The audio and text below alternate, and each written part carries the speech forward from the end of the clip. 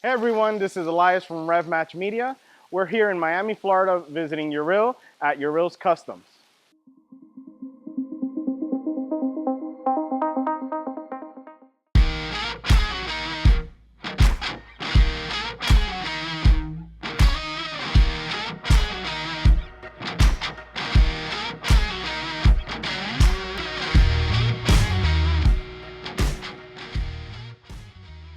Tell us a little bit about how you got started and why you have your shop.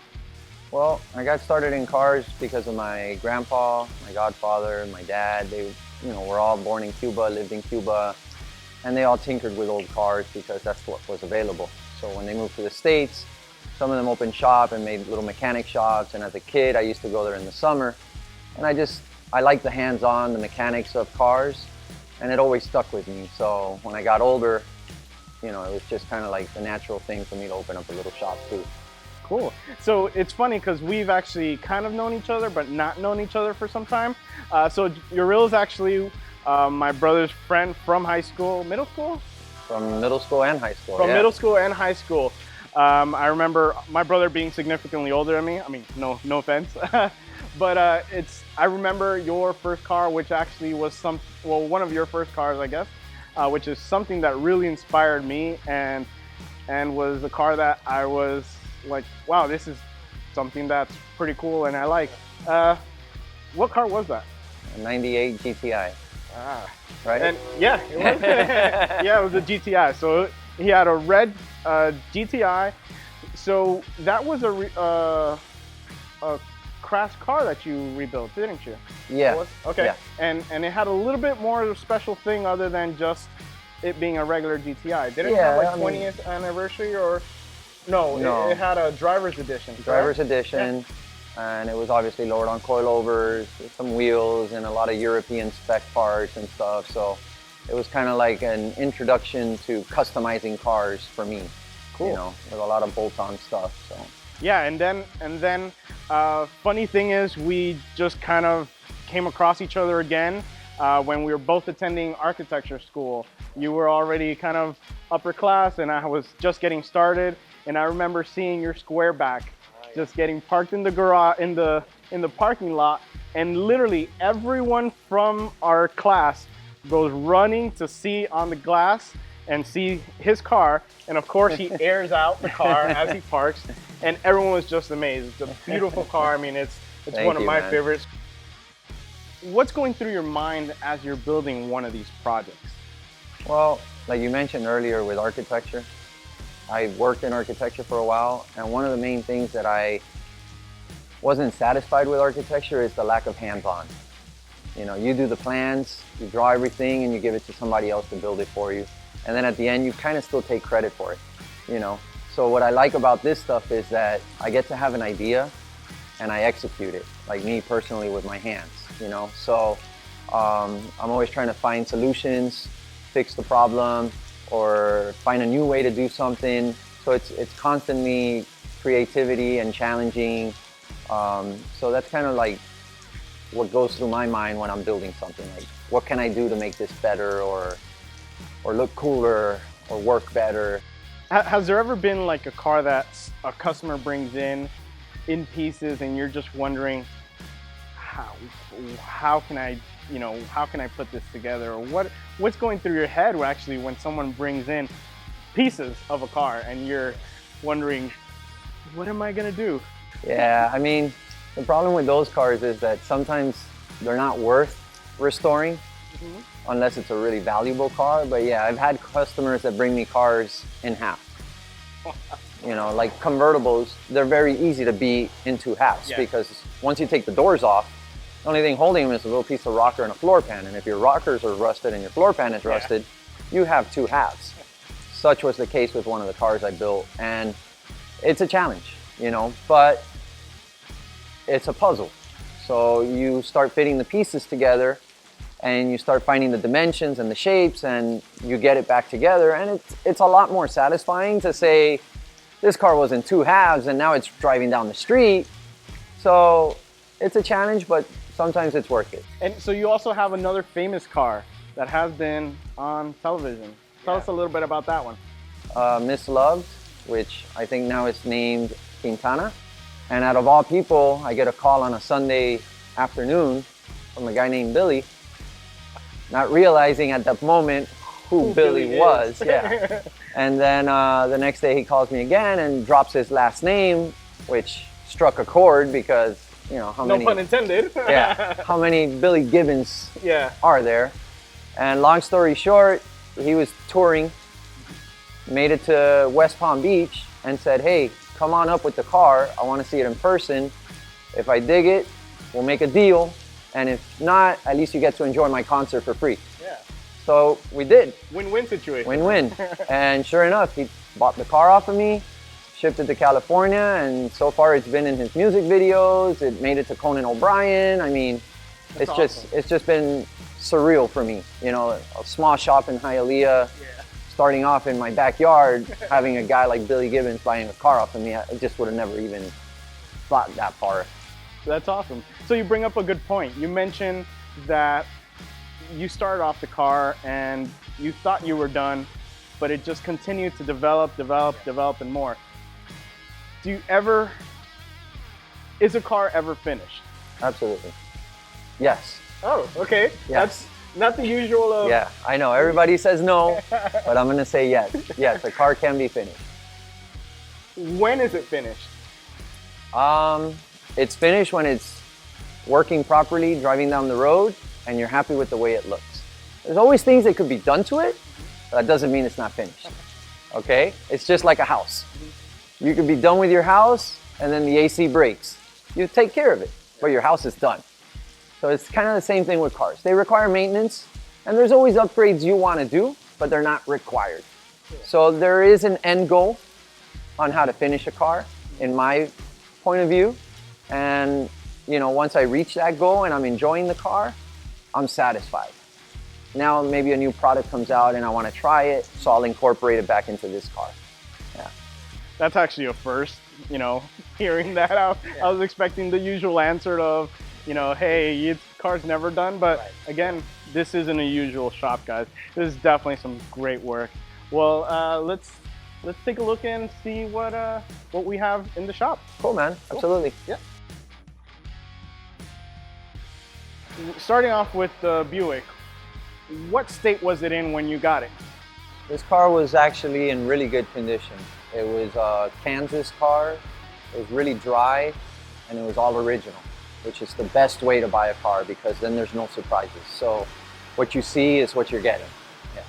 Cool. And so what are some of the things that you've had to maybe fix and some of the things you've had to change on this? Mainly with this car, what we wanted to achieve was, again, going back to my grandpa, the white 59. This car was originally like a champagne gold. So we had to strip it down to bare metal and make sure we took off all the doors, all the fenders to get everything to make it look like an original white car. I wanted to have the white car, but in my mind, since it's a four-door hardtop, I wanted to see the roof, trunk, and interior all kind of yellow, and then the car white. So it's kind of a risk to do an all yellow interior, not like your Tweety Bird yellow, but a nice mustard yellow, and incorporate all the lace panel, kind of like the old school paint scheme on the roof and trunk. And what do we have under the hood? It's the original motor, never been rebuilt, just freshened up. I took it apart, cleaned up a few parts, new pump, new hoses, new belts. Original from the... 1959. From the assembly line. Yeah. And I still drive it like that. Yeah. I've driven it to Daytona, Orlando. Yeah, I take it on trips. How does it ride? The best way I could describe it, it's like if you're sitting in your living room watching TV in your lazy chair, that's how it drives. That's how it drives? Yeah, it's like driving your living room. And how do you park this thing? It's huge. Yeah, I mean... No backup camera? No backup camera, unfortunately. No sensors on the bumpers. The designers back then actually had a good sense of how to make you feel the overall size of the car. So while the fins look cool and the fenders are really sharp, they're actually guiding you. So when I'm backing the car up, I know if my tail fin isn't gonna hit something, my bumper's not gonna hit. So they actually did a good job of designing the car. I could back this car into any spot, parallel park it, and I feel comfortable in it. And now moving on to the next car, or truck, shall we say. What do we have here? This is a 53 Chevy pickup. Building it for an old friend of mine. He's owned the truck probably over 10 years, and it's been in shambles for most of its life. We built the whole bottom 8 inches of the truck because it was just rusted. So we made the floors, rockers, all that stuff. One of those cars that came in pieces.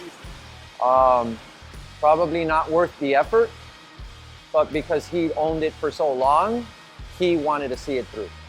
And I understood that. So we went with a little bit of a different color on this one than your standard Chevy truck green. They're normally like a dark hunter green. Yeah. This is actually off of like a Jeep Wrangler, the new Jeeps. Really? Yeah. Okay. He was at the mall, saw one drive by and said, dude, that color looks great. It's like pastel. So I told him, get the paint coat and we'll make it happen. So we sprayed it that color. This particular truck, we were trying to achieve what I like to call a passenger truck. Okay. Back in the 50s, a truck was a truck. Yeah. It was meant to be on the farm. The interior was bare metal. You had a seat and a cardboard door panel. Okay. Today, you buy a truck and it's like driving a Lexus. You know, they're optioned out. You got heated seats, air conditioning. That was not even an option in the 50s. So with this truck, one of the cool things we tried to do was give it that passenger feel.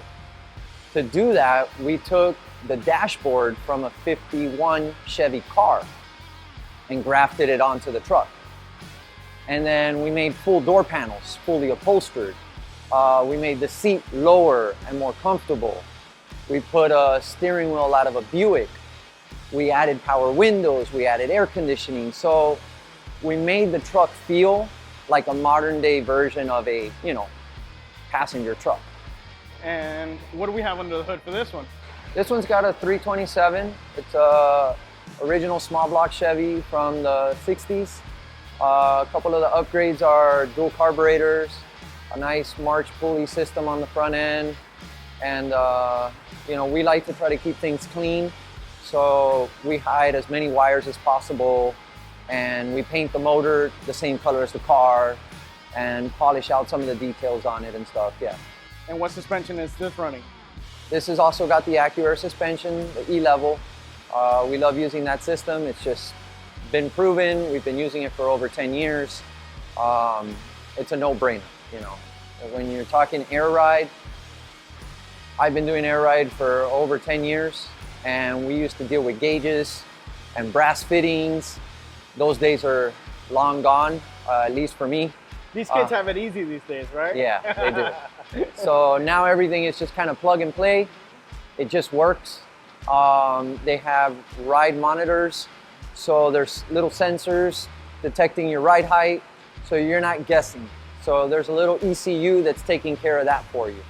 So it's kind of neat to integrate some of this modern stuff into these older cars, because it just makes them that much more enjoyable, you know?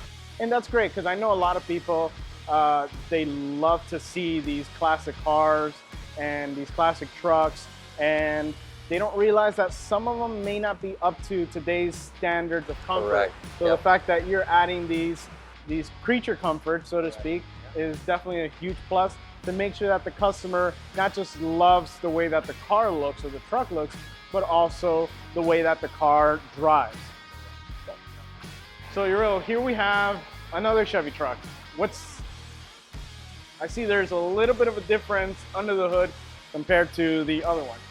Yeah, this one we decided to go with the LS motor, which has basically become the modern day small block Chevy. Yeah. They've become so affordable. They produce a lot of reliable horsepower. The aftermarket has just blown up with parts available for it. So that was our first build with an LS, and we're really happy with it. You know, the throttle, the lack of smell of gasoline, Everything is just amazing on that motor. And so this is a little bit different as well. This is a little more of a modern take, more customized, you would say, compared to this, right? Yeah, the previous truck was done in a more, we like to call it like lowrider bomb style. So it was just like available factory accessories, a lot of chrome and a lot of bling. This one, on the other hand, is done in a more traditional custom style. So like the headlights have been changed out for Buick headlights, but they've also been Frenched in. So like the chrome has been welded onto the car and painted the same color. The roof has been chopped down 2.5, 3 inches to give it a sleeker profile. A lot of the chrome has been deleted just to make the car look more modern, which is again something they used to do back in the 50s. Cool, that's awesome. Yeah, definitely a great color, and yeah, that engine's definitely a powerhouse, especially in a truck awesome like that. Well, I want to thank you, Yaril, for letting us into your awesome shop. You know, we have some really cool things, and hope to see you guys soon. Take care.